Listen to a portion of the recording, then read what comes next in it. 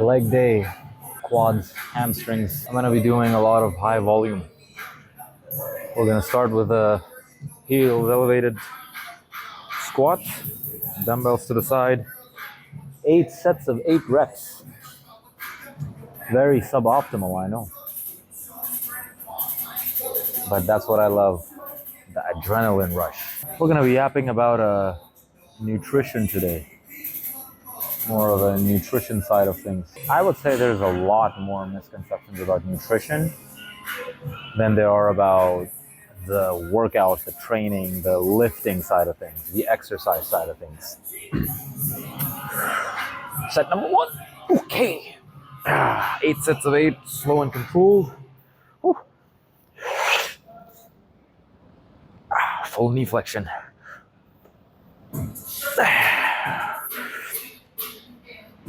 I don't have a hack squat machine in this gym. Otherwise, I'd be doing that.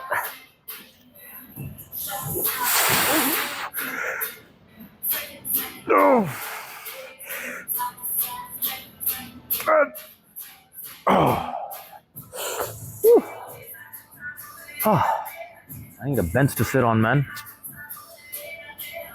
Or maybe I'll sit on the floor. That's better. So, like for example, the biggest myth that I've been hearing for over 10 years now. Again, very common in the demographic that doesn't go to the gym, or they're a little bit misinformed, is about supplements being bad for your health. Because we know that we know that steroids are bad for you. They are bad. Because we know that steroids are bad for you unless they're very closely monitored. Because anything with the potential of wrecking your health if you abuse them is bad for your health. Like that's just my definition. So when people talk about whey protein, they think that it's bad for your health. There are parents who don't let their kids use whey protein because they think it's bad for you because it helps them build muscle, right?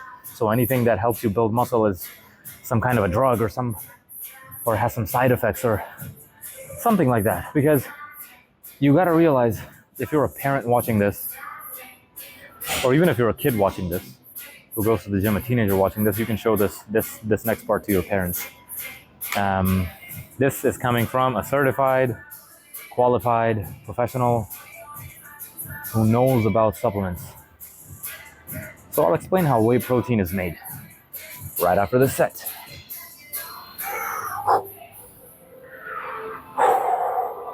Second set, 8 reps. Okay, so I'm gonna put my dumbbells here out to offset my body weight so I can be in a more upright position to mimic a hack squat as much as possible.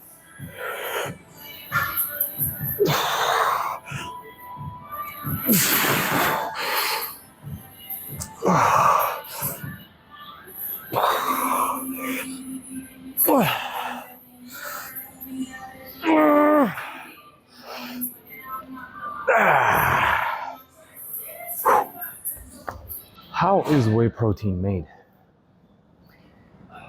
Is it made in a lab? Is it a synthetic chemical that is made in a lab? No. Whey protein is a dairy product. It comes from milk. Just like yogurt, just like cheese, just like all the other products, dairy products. So the way whey protein is made is companies use an industrial size centrifuge, and they put milk in the centrifuge. The centrifuge spins at very high speeds, and that separates the solids from the liquids. The liquid is a very small percentage of the milk.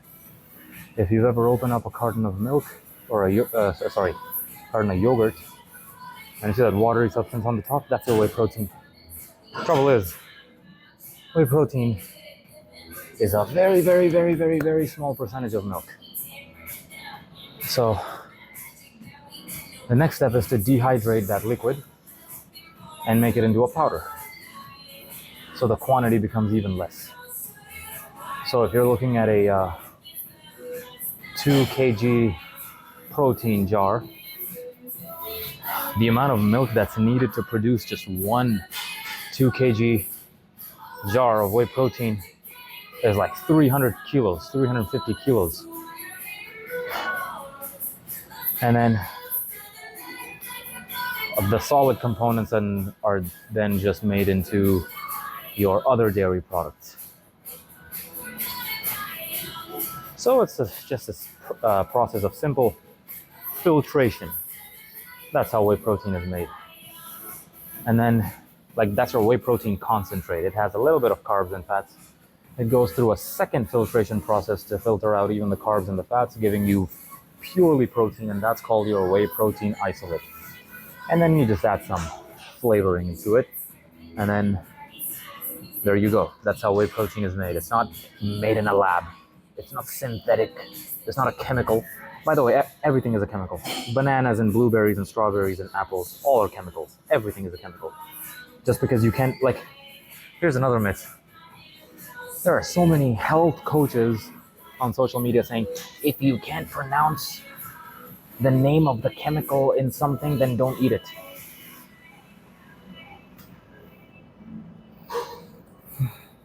Can you pronounce all the chemicals in a banana? Most people can't. Does that mean that they shouldn't eat bananas? No. Everything is a chemical. Everything. Water is a chemical.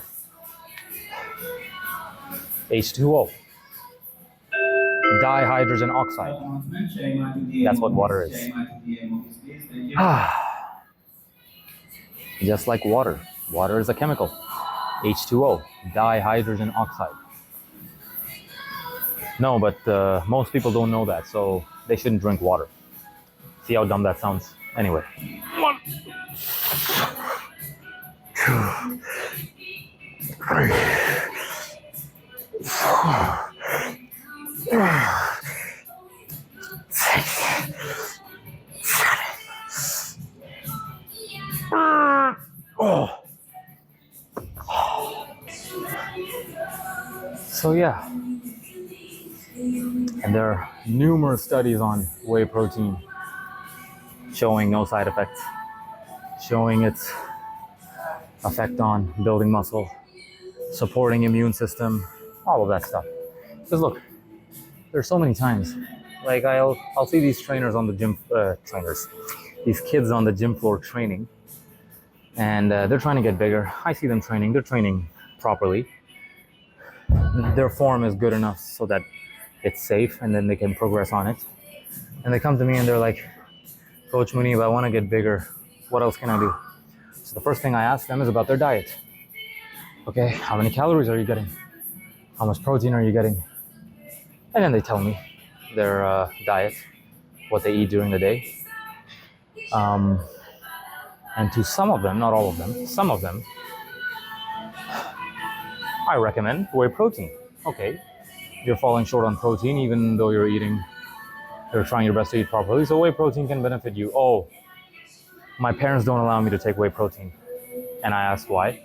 Oh, because they think it's bad for you.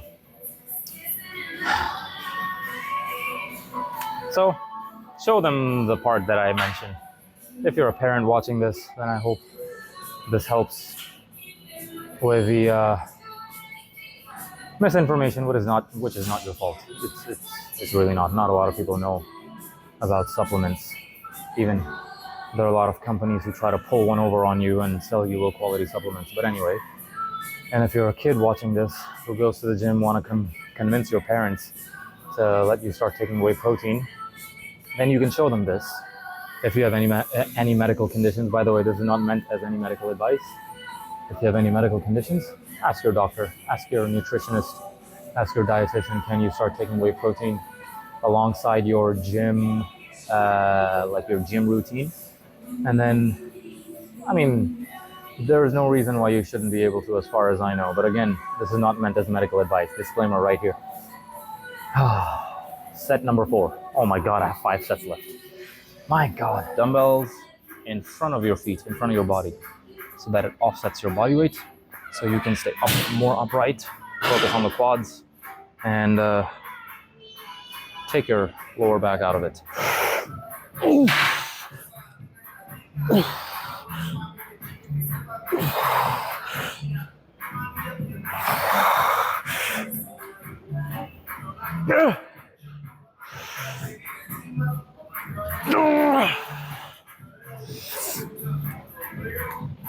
Yeah. This will require some internal stability on your part, but who cares? Oh, this is such an unstable exercise. Just use a hack squat. Well, I don't have a hack squat here. Oh, just use a leg press. Leg press is later in the workout. Oh, but that's redundant. Who cares? Who cares? Not like you're gonna stay small forever. Oh, redundancy in your training? Oh, you're gonna stay small. It's always the people with 1 year gym experience, with no real experience in the gym or with clients, saying this. Anyway. So yeah, there are some gym members who ask me, Coach, what protein supplement should I use? Just any protein supplement that's a good quality. Just go with any whey protein isolate. Just any one of them. Just get your protein in. Get your protein in. It doesn't matter which one. Oh, should I take this isolate or this ISO 100 or this optimum nutrition? Which one is better? Makes no difference. If your diet is on point, it's gonna make less than 1% of difference. Literally less than 1% difference. Oh, by the way, to the teenagers, if you still can't convince your parents, then another really good option for you is Greek yogurt. Greek yogurt is it's a more dehydrated version of yogurt where they filter out the carbs and fats, and it's really high protein. You can use it in your smoothies and everything. So instead of whey protein, you can use Greek yogurt. Greek yogurt is a really, really, really good substitute. I mean, it has a lot more casein protein than whey protein, but protein is protein. Get your protein in. All right, set number 5. Whew. Heels elevated. Oh. By the way, I can sit in a deep squat even without these plates. My heels are touching. This is the level of hip, knee, and ankle mobility that everyone should be working towards. Because a lot of times in my initial assessment with clients, they can't sit completely relaxed in a position like this. So work on hip mobility, work on knee flexion, like full knee flexion, because that's ultimately going to help you keep your joints healthy. Like, I'm 30 years old, and I turned 30 in January of this year. I'm stronger than I've ever been, alhamdulillah. I am healthier than I've ever been. Yeah, so age is, you don't deteriorate with age. You get stronger. If anything, you get stronger the longer you continue to lift. Because when I was 20, it's the 30-year-olds that were telling me, oh, you have it easy, you're young. Now I am 30. Now it's the 40-year-olds telling me, oh, you have it easy because you're young. No. Announcement. Do you need reception, please? Thank you. When I turn 40, it's going to be the 50-year-olds telling me, oh, you're young, you have it easy. It never stops. Age is not an excuse. Age is just a number.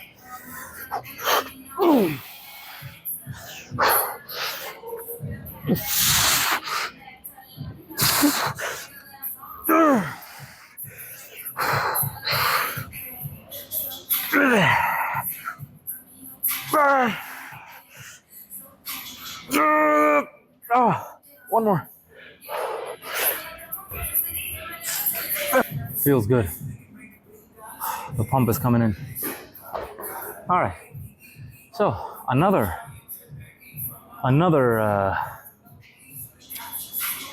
misconception.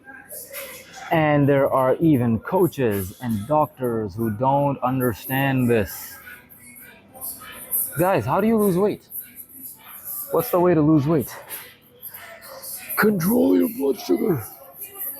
Improve your insulin sensitivity. Cut out carbohydrates. Don't eat sugar. You know, last December, I was eating, like I was having my cheat meals. I was having chocolate every other night. Because I love chocolate, by the way. People who are allergic to chocolate, their lives must be miserable. I'm sorry, but I can't imagine life without chocolate. Anyway,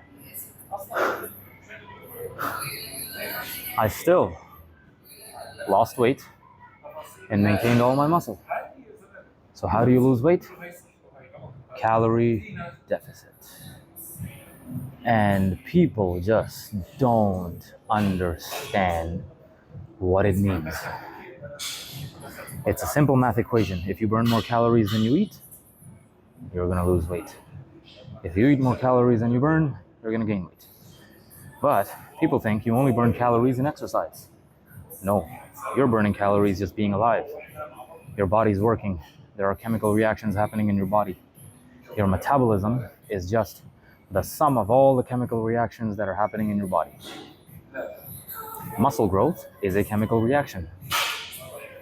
So, building muscle is it requires energy. It can either take energy from the food, it can take energy from the body fat that you have, like your fat stores. But energy is required to chain all the amino acids into a peptide, and all the peptides to form a protein that can be used to build muscle. That requires ATP, which is your body's energy source. So, everything burns calories. Your body digests food, it burns calories. And all the other things that people obsess over also boils down to calories in, calories out. It's just a calorie balance. Now, there are some coaches who still say, if you're in a calorie deficit and still don't lose weight, if you say any version of this phrase, just get off social media and educate yourself. I mean this with respect. Educate yourself, come back to social media, and then educate people properly. Nutrient partitioning, like all these buzzwords, still boil down to calories in, calories out. Oh, but hormones, that's the calories out part of the equation. See, calories in is very straightforward. You eat food and you get calories in your system. The calories out, your energy expenditure, is not straightforward. It's a bit complicated, and that's where people get confused. Hormones. No, hormones affect how many calories you burn. So again, it falls into the calories out part of the equation. Insulin, again, the calorie intake. You'll get chronically high levels of insulin. Insulin resistance happens when you're in a calorie surplus for too long, but you didn't know that. It's not about carbs. Because people who advocate cutting out carbs, forget one thing. Forget biochemistry 101. What do carbs have? What do all macronutrients have? They have calories. Carbs have 4 calories per gram. So before cutting out carbs, if you were eating 150 grams of carbs every day, you were eating 600 calories, and you eliminating all carbs. You just cut out 600 calories. That's why you lost weight, because of the 600 calories that you slashed from your diet, allowing you to get into a deficit. Because it's very easy to overconsume carbs. Carbs don't fill you up. Right?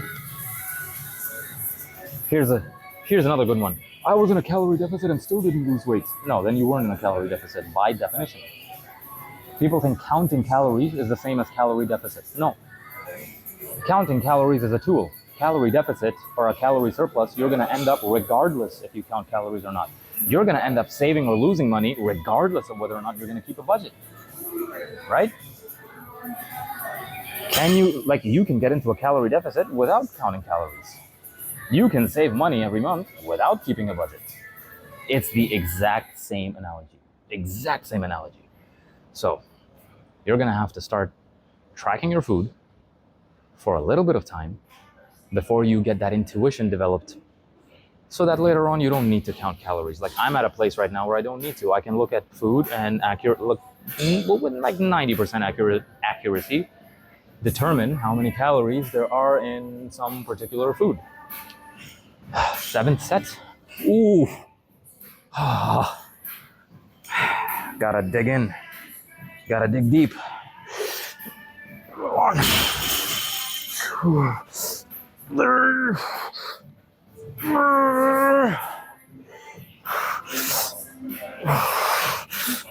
Three.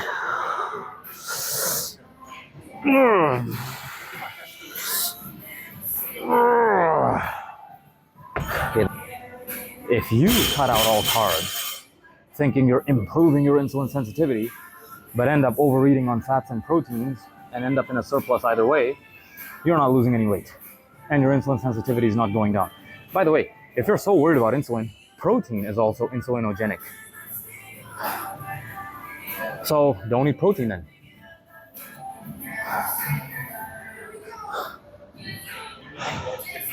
Here's the thing, having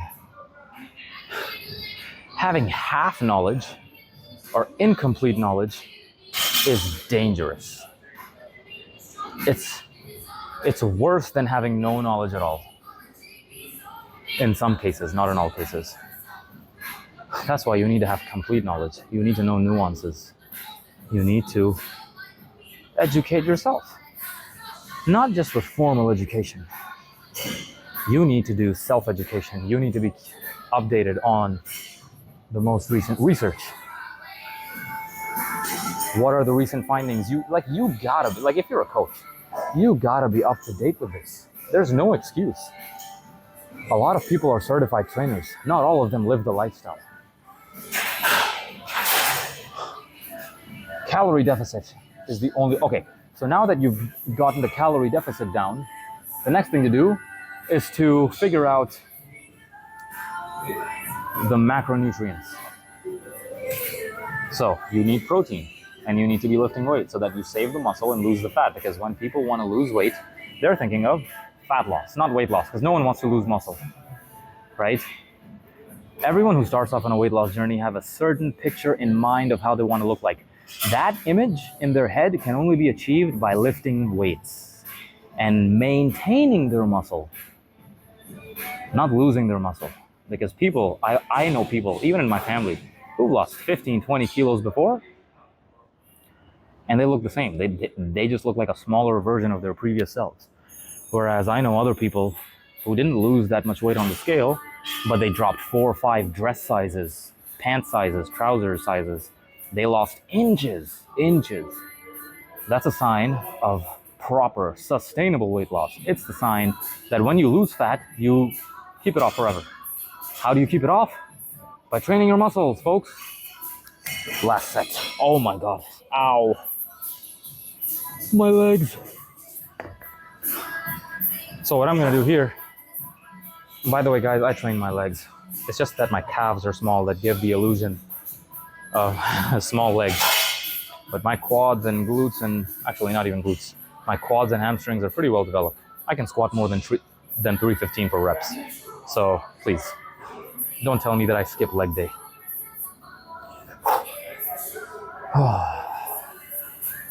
But at the same time, legs aren't really my strong point either. Admittedly, I used to skip leg days when I first started out. Not anymore. Not even gonna skip calves anymore. 1, 2, 3, 4, 5. Ooh. 6, 7. Check this out. 8. Check this out. Stretching the quads. 3, 4, 5, 6, 7, 8, 9, 10. Loaded stretch.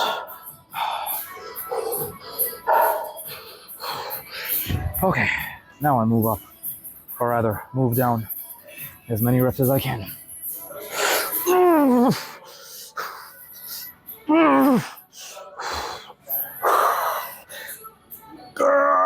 Oh, 1, 2, 3, 4, 5, 6, 7, 8, 9, 10, 11, 12, 13, 14, 15. Oh my god, last one. This is painful. This is not for beginners. Don't try this.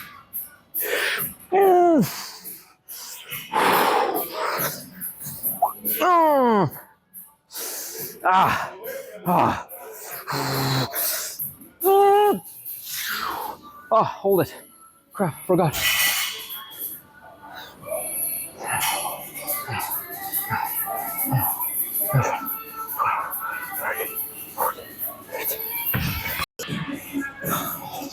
Leg press, feet low.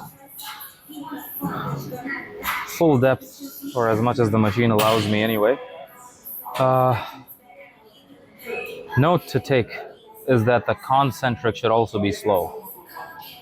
It's in the program, so we stay quiet and follow it. But again, doesn't mean you'll build significantly less muscle if you slow down the concentric by 1 extra second. Just train hard, right? The more I overthink training, the less I enjoy it. I would rather have a coach do all that for me, like the very methodical stuff, because I don't want to, like I am a coach myself, and when I'm doing this for clients, I'm very methodical. But for myself, it just takes the enjoyment out of it. So let's get it. It's leg press, feet low. Okay. Ooh, that's feet very low. Slow concentric, slow eccentric.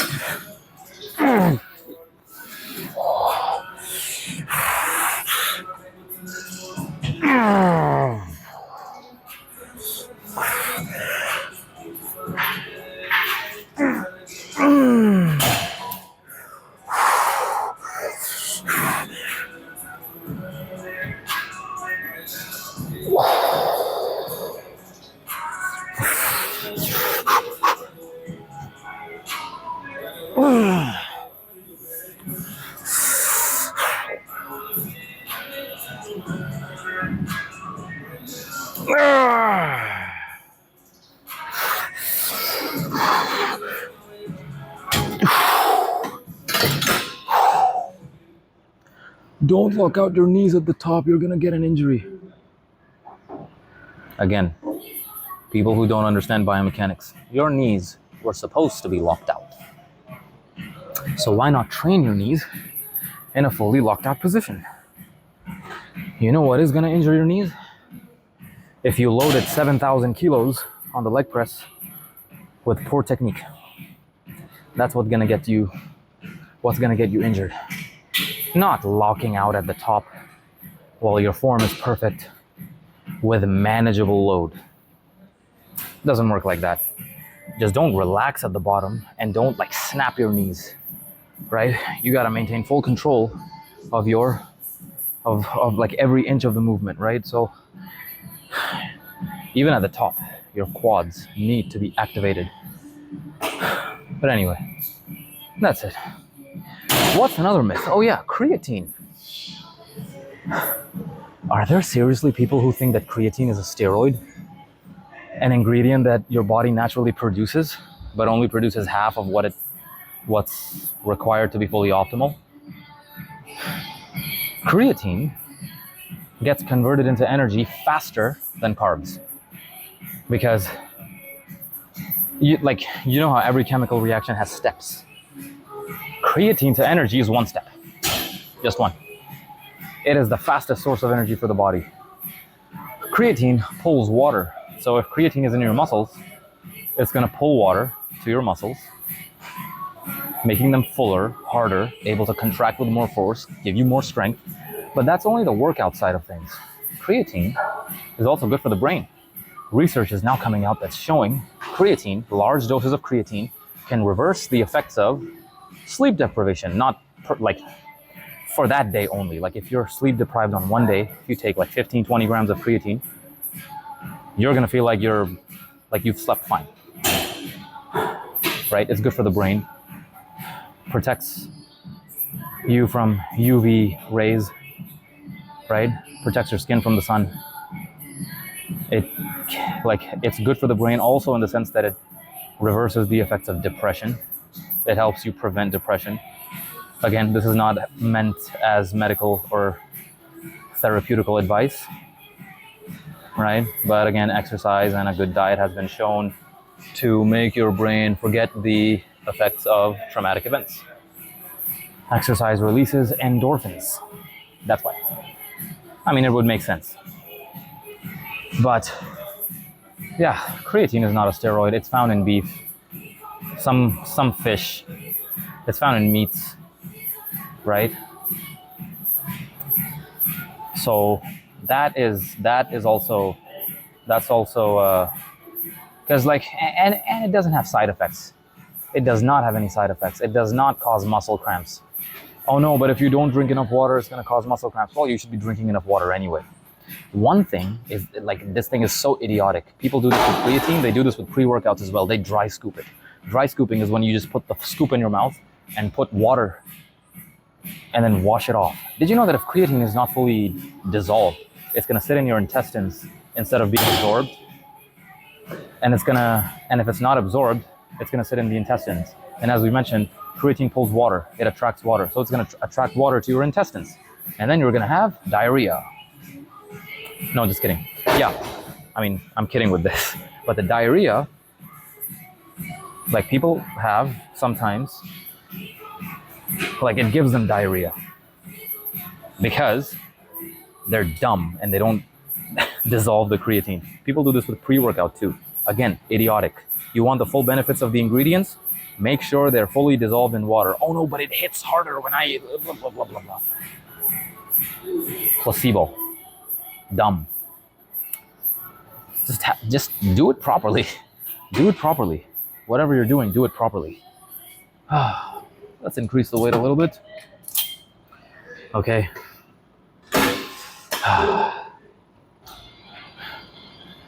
Here's another mistake that people use, and this misleads so many people. And a lot of shameless health coaches do this too, to sell whatever they're trying to sell. And it's comparing calories between two foods, which is just the most idiotic thing ever. And I'll explain what that means. Okay.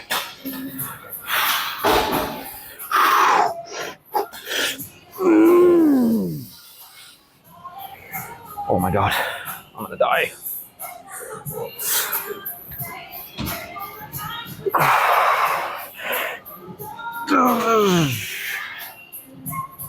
Three more.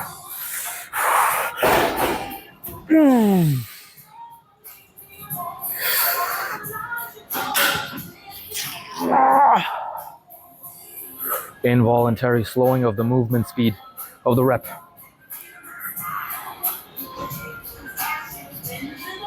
Yeah. Ooh. One more set left. Anyway, well, before I move on to the next topic, there's research for 50 plus years on creatine. If there was something bad about creatine, we would have found out by now, but we haven't. There have been meta-analysis done. By the way, for those of you who don't know what a meta-analysis is, it is reviewing a bunch of different studies to see what the general conclusion is. So that's what a meta-analysis is. It's higher up on the hierarchy of evidence. By the way, learn what hierarchy of evidence is before you even begin to talk about research shows, just by the way. Because most people who talk about research shows have not read the study that they're talking about. But anyway, hierarchy of evidence, the meta-analysis is higher. So a meta-analysis holds more weight when it comes to research, like just like the general topic and genre of research. Showed no adverse effects of creatine, guys. Creatine is safe, completely safe, even for older adults. I tell my dad to take creatine. I tell my grandfather to take creatine as well. But my dad is like, no, I'm not going to do that.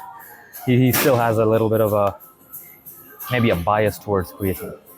But, at least he works out and keeps himself healthy. Anyway, I digress. Next up, comparing calories between two foods. The single dumbest thing I've ever heard. So, you're gonna see, I think people have probably seen 100 calories of beef has like the infographics, right? On this side, it's gonna show beef, 100 calories of beef have this much grams of protein. Let's say, like, for the sake of argument, 20 grams of protein. 100 calories of broccoli has 30 grams of protein. 100 grams of, I don't know what that herb was, that herb powder, I think spirulina or something. It has 35 grams of protein per 100 calories. Why in the blue hell are you comparing calories between two foods? 100 calories of beef is this much, give or take. 100 calories of broccoli is the size of my fucking face. You're gonna eat 100 calories of broccoli? Good luck staying out of the bathroom for the next 2 days for more than 3 hours. Like, guys, be reasonable here. And those same people are selling vegan diets, vegetarian diets, because they want to like, if you want to sell a vegetarian approach because you think that it's good for people, that's fine. But at the same time, don't demonize meats. This is another culture that's in the nutrition space. Because if people want to sell a certain diet, they're going to demonize everything else. People selling keto diets are going to come up with any excuse to demonize carbohydrates and why it's bad for you, and like, sugar is the fuel for cancer cells, and if you eat sugar you're going to develop cancer. Like, bro, what? You're stupid. You're misleading. You're misleading.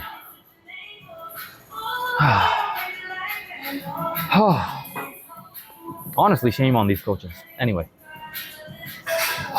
So don't compare calories. Now, if you're comparing 100 grams of beef compared to 100 grams of broccoli, or 100 grams of whatever food compared to, like, if you're putting the weight of the food in grams, the same, that makes more sense. But don't compare calories. Right? Because 100 grams of beef is very small in volume compared to 100 grams of freaking broccoli or any kind of vegetable. Again, everything has a time and a place. You eat vegetables when you're on a cut because it fills you up quicker, so you end up eating less calories. But again, people get confused because they're not educated. Everyone, like, this is an entire field of study, guys. You can't become a nutrition expert overnight. You can't. It takes years. Everyone knows macronutrients, but no one knows micronutrients. Right? How many milligrams of potassium do you need a day? People don't know. People know how many grams of protein you need. People are very quick to say, oh, cut out carbs, you're going to lose weight, but people don't know how much potassium you need, how much sodium you need. Electrolytes, vitamins and minerals. They don't. Why you pick certain foods over certain foods? Okay, when it comes to weight loss and weight gain, strictly, we're not talking about energy levels or health or whatever, then yeah, calories are the only thing that matters. When it comes to energy levels, satiety, and health, yeah, the quality of food matters. You're not going to eat candy. You're going to eat sweet potato. Both are carbs. Both get converted into simple sugars, but a sweet potato is going to have a lot more vitamins, right? Aside from B vitamins, I think, potatoes are the perfect food. In my opinion, they're a complete food. Last set.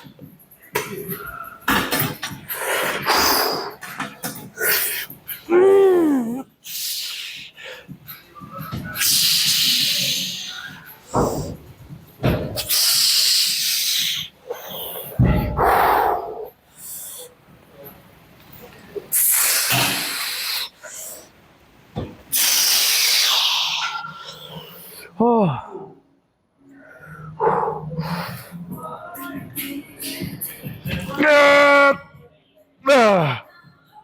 Oh, I'm dead. All right. Next up is leg extensions, 3 sets of 8 reps. That's it for my YAP. Now I'm just gonna finish my workout, leg extensions, and then I think leg curls, and we're finished. 3 sets of 8.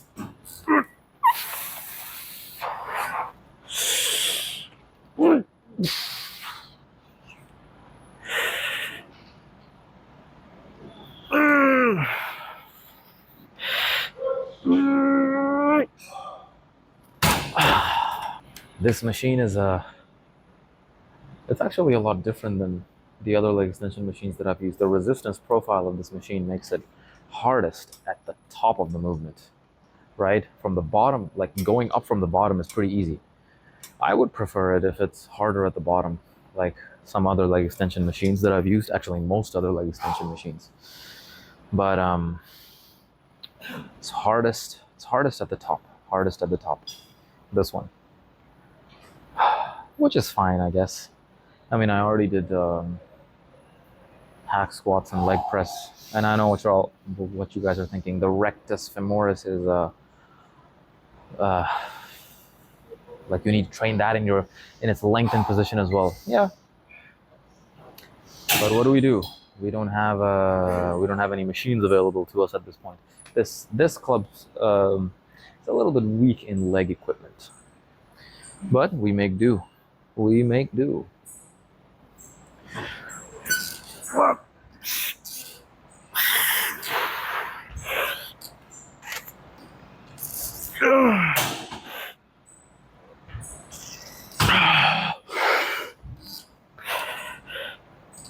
Me.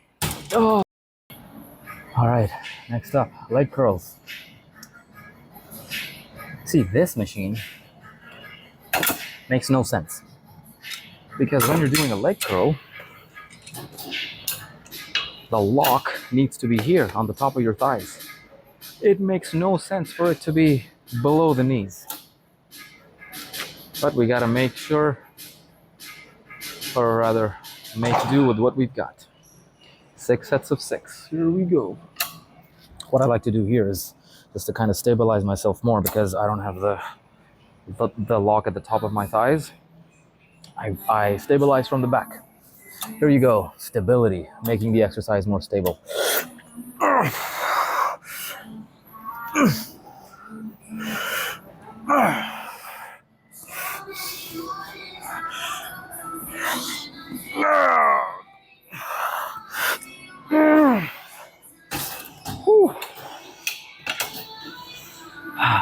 See you next week for an upper day. See you later.